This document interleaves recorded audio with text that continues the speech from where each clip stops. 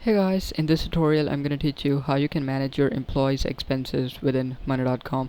So for this tutorial we're going to use a built-in template. So go to your money.com, under workspace press this blue button and go to board and press start with template button. Here you have to search for expense and you get this template that says expense report. Click on it, press use template.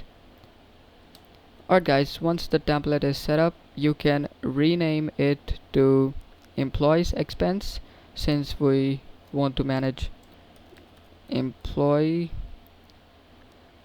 expenses. This is perfect. We can just remove this report. Perfect. So as you can see, it has given us all the different months. It's given us January, February and March. We can add other months by pressing add new group button. So basically what we get is we get the items, we get their amount, the description, timeline, approver, expense type, payment method, status and other, and the date of the payment.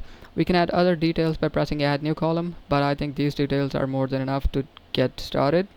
So for January you can add different items, you can add different expenses for different months to organize them in a better way.